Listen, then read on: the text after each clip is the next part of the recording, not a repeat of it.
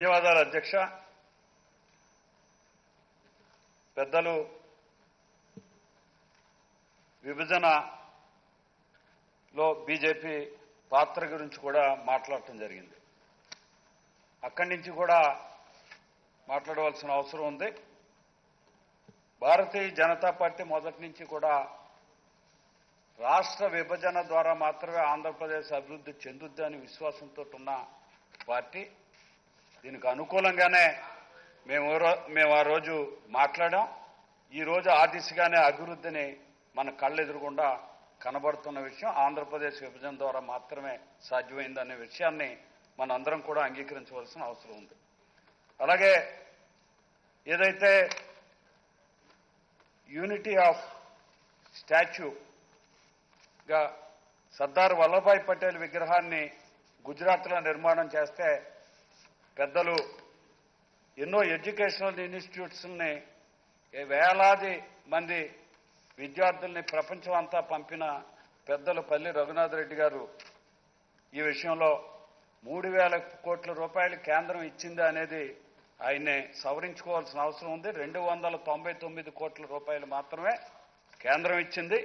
మిగిలింది public contribution. అలానే ఆ రాష్ట్ర ప్రభుత్వం కలిసి 3,000 కోట్ల రూపాయలతో ఆ విగ్రహాన్ని నిర్మాణం చేసింది. అందులో కేంద్రం ఇచ్చింది కేవలం 299 కోట్ల రూపాయలు అనే విషయాన్ని చాలా స్పష్టంగా ఒకసారి వెరిఫై చేసుకోవాల్సిందిగా కోరుతూ ఉన్నా. అలాగే మిత్రులు, అది కేంద్రం ఇచ్చినట్ట దేశంలో ఉన్న ప్రతి ఒక్క రైతు కూడా ఉక్కు పంపించాడు, పొలంలో వాడే ఉక్కు పంపించాడు. అలాగే ఏదైతే ఇవాళ ఎడ్యుకేషనల్ ఇన్స్టిట్యూట్స్ గురించి కూడా మాట్లాడారు. లేని అబద్ధాలని మాట్లాడే పరిస్థితి ఖచ్చితంగా మంచిది కాదు. ఏదైతే ఇందాక నేషనల్ ఇన్స్టిట్యూట్ ఆఫ్ టెక్నాలజీ తాడేపల్లిగూడెంలో కన్స్ట్రక్షన్ అవుతూ ఉంది. దీనికి 2.5 సంవత్సరాల పాటు కాంపౌండ్ వాళ్ళు లేట్ చేసిన కారణంగా ఆలస్యమైన 350 కోట్ల రూపాయలతో 90 కోట్ల రూపాయలతో పూర్తి అయిపోయింది. ఓపెనింగ్స్ కూడా గత నెలలో ఓపెనింగ్స్ కూడా జరిగినాయి. ఏదైతే 160 కోట్ల రూపాయలతో సెకండ్ ఫేజ్ 1 నెల రోజులైంది ప్రారంభమై, ఈ కూడా మే నాటికి పూర్తయ్యి రేపు ఆగస్టు నాటికి మొత్తం అదే క్యాంపస్లో యూనివర్సిటీ నడవబోతూ ఉందన్న విషయాన్ని కూడా నేను మనవి చేస్తూ ఉన్నా.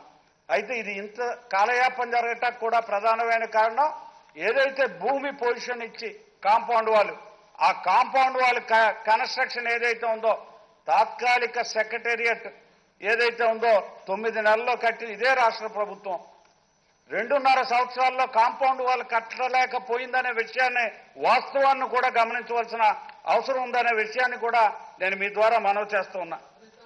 అలాగే అది కట్టి రీఎంబర్స్మెంట్ తీసుకోవాల్సిన అవసరం ఉంది. అలాగే ఏదైతే ఎంజీఎన్ఆర్జీఎస్ గురించి మాట్లాడేటప్పుడు పెద్దలు తమ్ముడు లోకేష్ గారు ఇదే అసెంబ్లీలో మాట్లాడటం జరిగింది. ఎమ్మెల్సీ సోము వీర్రాజు గారు రిటర్న్గా ఒక కంప్లైంట్ ఇచ్చినా నాకు కంప్లైంట్ ఇదిగో కాపీ, కానీ రాష్ట్ర అభివృద్ధికి మేము ఎట్టి పరిస్థితుల్లోనూ అడ్డం కాము అని రూరల్ డెవలప్మెంట్ మంత్రి మాట్లాడారు నాతోటి స్వయంగానే. ఇదే అసెంబ్లీలో వారు చెప్పడం జరిగింది. ఒక పక్క కేంద్రంలో గడ్కరీ గారు కానీ ఏ మంత్రి కానీ ఇవాళ అర్బన్ డెవలప్మెంట్లో దేశం మొత్తం 45 లక్షల ఇళ్లు శాంక్షన్ ఉంటే ఆంధ్రప్రదేశ్ ఒక్కదానికి 10 లక్షలు, అంటే 1/4 ఆంధ్రప్రదేశ్ ఒక్కదానికి కేటాయించిన పరిస్థితి. ఆంధ్రప్రదేశ్ మీద పక్షపాతంతో కాదా నరేంద్ర మోడీ ప్రభుత్వం చేసిన మేలు కాదా అని నేను ప్రశ్నిస్తూ ఉన్నా. అలాగే ఇవాళ ఏదైతే ఆంధ్రప్రదేశ్ ప్రభుత్వ పనితీరులో కూడా స్పెషల్ డెవలప్మెంట్ ఫండ్ ఉంది. ఇది ఇస్తే అందరు ఎమ్మెల్యేలకి ఇవ్వాలా. ఏదైతే ఎమ్మెల్యేలు లేని చోట, తెలుగుదేశం అభ్యర్థులు గెలవని చోట ఎవరైతే ఇన్ఛార్జికి ఇచ్చినా ఒక రకమైన పక్షపాత వైఖరి ఇక్కడ ఉంది కనుక మీకు అందరూ అలా కనపడుతున్నారనే ఒక ఆలోచన చేయవలసిన అవసరం కూడా ఉందనే విషయాన్ని నేను మీ ద్వారా మనవి చేస్తూ ఉన్నా. ప్రతిపక్ష ఇన్ఛార్జెస్కి డిఫీట్ అయిన క్యాండిడేట్ల పేరున ఎస్డిఎఫ్ నోటిఫికేషన్ ఇచ్చిన విషయాన్ని నేను మీ ద్వారా ఈ సభ ద్వారా ఆంధ్రప్రదేశ్ ప్రజానీకానికి ఏ రకమైన పక్షపాత ధోరణిలో ఇక్కడ నిర్వహణ కాబడుతూ ఉందో నేను చాలా స్పష్టంగా మీ ద్వారా ఆంధ్రప్రదేశ్ ప్రజానీకానికి తెలియజేస్తూ ఉన్నా. అలాగే 11 విద్యా సంస్థల గురించి మాట్లాడారు. ఈ దేశ చరిత్రలో ఎక్కడా కూడా బిల్డింగ్లు కంప్లీట్ కాకుండా యూనివర్సిటీలు ఎక్కడ కూడా ప్రారంభం కాల. ఆంధ్రప్రదేశ్లో మాత్రమే, అది కూడా ఈ రాష్ట్రం నుంచి వెళ్ళిన వెంకయ్యనాయుడు గారు చొరవ కారణంగా మాత్రమే ఇక్కడ ప్రారంభమైనాయని అనే విషయాన్ని మనందరం కూడా జరిగిని ఖచ్చితంగా ఒప్పుకోవాల్సిన అవసరం ఉంది. ఆ రోజు విభజన సమయంలో కూడా తెలుగుదేశం పార్టీ 2 కళ్ళ సిద్ధాంతంతో ఎక్కడ మాట్లాడితే ఏ రాష్ట్రంలో నష్టం వస్తుందో అనే భావంతో ఆంధ్రప్రదేశ్ విభజన సమయంలో ఏం కావాలి అని అడగలేని పరిస్థితుల్లో ఆ రోజున కూడా వెంకయ్యనాయుడు గారు ఆ రోజున స్పెషల్ కేటగిరీ స్టేటస్ కావచ్చు, ఈ రాష్ట్రానికి కావాల్సిన హక్కులు కావచ్చు పార్లమెంట్ లో మాట్లాడిన ఏకైక నాయకుడు. ఆయన గురించి ఈ సభలో ఒక్క మాట మాట్లాడలేని పరిస్థితి ఉందనే విషయాన్ని నేను మనవి చేస్తూ ఉన్నా. అలాగే ఏదైతే నార్త్ ఈస్టర్న్ స్టేట్స్ గురించి కూడా మాట్లాడటం జరిగింది. ఖచ్చితంగా ఇవాళ కూడా స్పెషల్ కేటగిరీ స్టేటస్ కొత్తగా వాటికి రాలా. ఏదైతే మనకి ఇచ్చిన ప్యాకేజ్ ఉందో ఇట్లాంటి ప్యాకేజీనే వాళ్ళకు కూడా ఇచ్చారు అనేది చాలా స్పష్టంగా ఇందాక ముఖ్యమంత్రి గారి భాషలోనే చాలా స్పష్టంగా ముఖ్యమంత్రి గారే మాట్లాడటం జరిగింది. అదే ప్యాకేజీని అంగీకరించారు. ఏదైనా ఆంధ్రప్రదేశ్లకు ద్రోహం జరిగింది అంటే ఆ ప్యాకేజీని అంగీకరించిన ఈ ప్రభుత్వం ఆ డబ్బులను తెచ్చి అభివృద్ధికి పూనుకోపోవటమే ఆంధ్రప్రదేశ్ ప్రజలకి చేసిన ద్రోహం. ఆ ద్రోహానికి మేమందరం నల్ల బ్యాడ్జీలు పెట్టుకోవాలి, కానీ మీరు నల్ల చొక్కాలు దొరుకునే ద్రోహం చేస్తున్నారనే విషయాన్ని, ఏదైతే నలుపు ద్రోహానికి చిహ్నమో ఇవాళ దాన్ని ధరించుకునే మీరు ద్రోహం చేస్తున్నారనే విషయాన్ని నేను మీ ద్వారా ఆంధ్రప్రదేశ్ ప్రజలకి తెలియజేస్తూ ఉన్నా. ఏదైతే ఇందాక మాట్లాడుతూ అయ్యప్ప స్వామి గుడి కారణంగా రాజకీయం అన్నారు. ఖచ్చితంగా ఇది ఆంధ్రప్రదేశ్లోనే కాదు, దేశంలో ఆ దేవాలయం మీద సుప్రీంకోర్టు జడ్జిమెంట్ కానీ అక్కడ జరిగిన పరిస్థితులు కానీ భక్తుల మనోభావాలకు భంగం కలిగించినాయి. దానికి భక్తులు ప్రతిస్పందన ఇస్తే దీనికి కూడా భారతీయ జనతా పార్టీకే అంటగట్టాలని చూస్తే ఒకవేళ దాన్ని మేము స్వీకరించడానికి కూడా సిద్ధంగా ఉన్నామనే విషయాన్ని నేను మనవి చేస్తూ ఉన్నా. ఏదైతే ఇవాళ కోడికత్తి ఎన్ఐఏ దర్యాప్తు గురించి, ఏదైనా ఒక దర్యాప్తు గురించి ముందు తెగ భయపడిపోయి ఏదో జరిగిపోద్దని కంగారు పడిపోతే ఏది ఉంటే వాస్తవాలు అదే వస్తుంది. ఏది దర్యాప్తు సంస్థ వచ్చినా ఇన్కమ్ ట్యాక్స్ రైడ్ సర్వసాధారణమైన విషయం. ఇదే రాష్ట్రంలో ఏసీబీ తెల్లారితే బోల్డ్ మంది ప్రతిరోజు కూడా లక్షల వేల కోట్ల రూపాయల మీద ఏసీబీ రైడింగ్స్ జరుగుతున్నాయి. ఇదే రాష్ట్రంలో ఎంప్లాయీస్ మీద మీరు ప్రతీకార చర్యలు, అది ఈ ప్రభుత్వం తీసుకునే ప్రతీకార చర్యల ఇన్కమ్ ట్యాక్స్ రైడింగ్స్ కూడా అందులో భాగంగానే జరుగుతుంటే దానికి బుధాలు తడుక్కోవాల్సిన అవసరం అయితే చాలా ఆశ్చర్యంగా ఉంది. ఇవాళ ఎంజీఎన్ఆర్ఈజీఎస్ ఖచ్చితంగా దేశం మొత్తం మీద అత్యధిక స్థాయిలో సుమారుగా 15% పైచిలుకు ఆంధ్రప్రదేశ్కి ఇవ్వటమే కాకుండా 16,000 కోట్ల పైచిలుకు ఈ 4 సంవత్సరాల్లో ఈ రాష్ట్రానికి ఇచ్చిన పరిస్థితి ఉంటే మనం చంద్రన్న పల్లిబాట మీద మనం రోడ్లు వేసుకోగలిగాం. ఇవాళ అభివృద్ధికి ఎన్ఆర్జీఎస్ ప్రధానమైన మూలం అనే విషయాన్ని నేను మనవి చేస్తున్నా. ఇవన్నీ కూడా మీరు మాట్లాడిన భాషలోనే నేను చెప్తున్నా.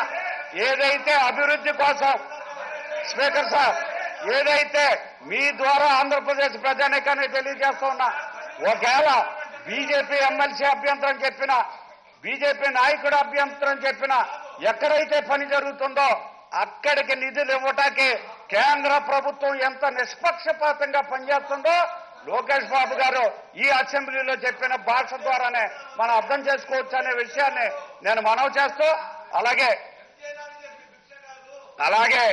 ఏది ఎవరి భిక్ష కాదు, కానీ నాకేదైనా జరగకపోతే కొంప కూలిపోయిందని, ఏదైనా జరిగింది పొరపాటును కూడా చెప్పకూడదనే వ్యవస్థ మంచిది కాదనే విషయాన్ని కూడా నేను మనవి చేస్తూ, అలాగే మహారాష్ట్రలో ఏదైతే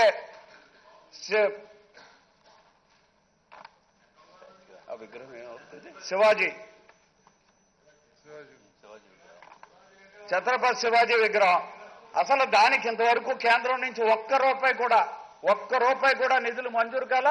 ఆ ప్రాజెక్టు కూడా ఇంకా ఫైనలైజ్ కాల. ఇంకా అది పెండింగ్ లో ఉన్న విషయాన్ని కూడా నేను మీ ద్వారా మనవి చేస్తూ ఉన్నా.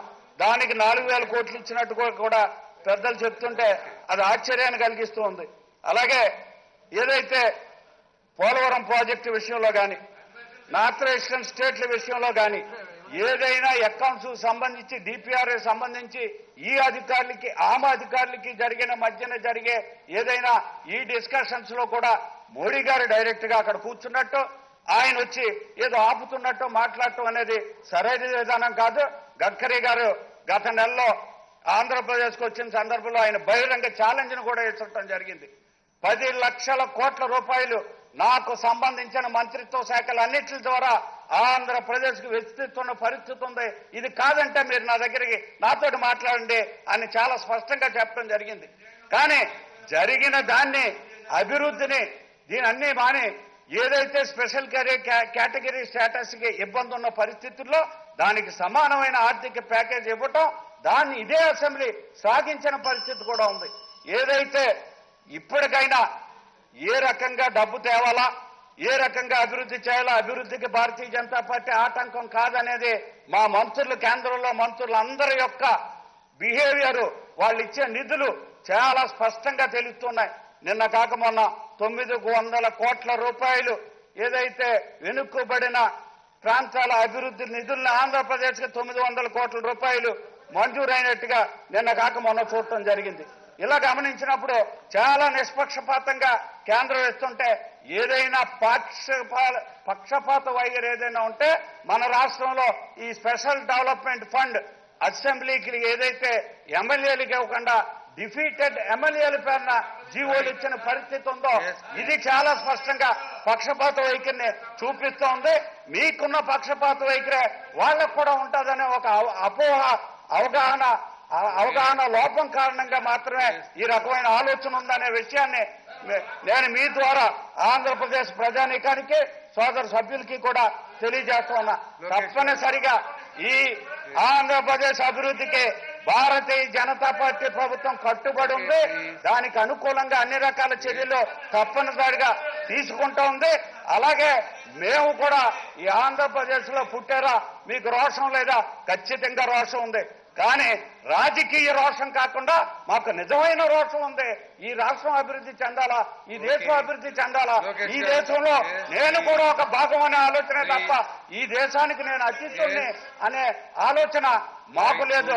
ఖచ్చితంగా రాజకీయమైన కోణంలో ఆలోచన కాకుండా ఈ దేశంలో ఒక భాగంగా ఆంధ్రప్రదేశ్ అభివృద్ధి ఖచ్చితంగా జరిగి తీరాలని భారతీయ జనతా పార్టీ కార్యకర్త ఆంధ్రప్రదేశ్ లో ఉన్న Be seated, please. Put your judges. Right. Okay. Right. Okay. Right. Okay. Andhra Pradesh అభివృద్ధికి అన్ని రకాలుగాను కూడా ఎన్నో వాటిల్లో అత్యధిక మొత్తంలో నిధులు ఇస్తూ పోలవరం ప్రాజెక్టుకి ఇచ్చిన నిధుల కంటే ఎన్ఆర్జీఎస్ నిధులకు ఇచ్చిన మొత్తం ఎక్కువ. మీకు ఒక పెద్ద ఎత్తున ఇస్తున్న పరిస్థితి ఏదైతే ఉందో దీన్ని గమనించవలసిన అవసరం ఉందనే విషయాన్ని మనం చేస్తాం. ఏదైతే మేము ఖచ్చితంగా ఈ రాష్ట్ర అభివృద్ధి కోసం భారతీయ జనతా పార్టీ కార్యకర్తలుగా లేకపోతే శాసనసభ్యులుగా మేం కానీ అలాగే కేంద్రంలో ఉన్న భారతీయ జనతా పార్టీ నాయకత్వంలోని ప్రభుత్వం కానీ 100కి 100 పాళ్ళు అంకిత భావంతో ఉందన్న విషయాన్ని నేను మనవి చేస్తూ సెలవు తీసుకుంటున్నా. జై హింద్.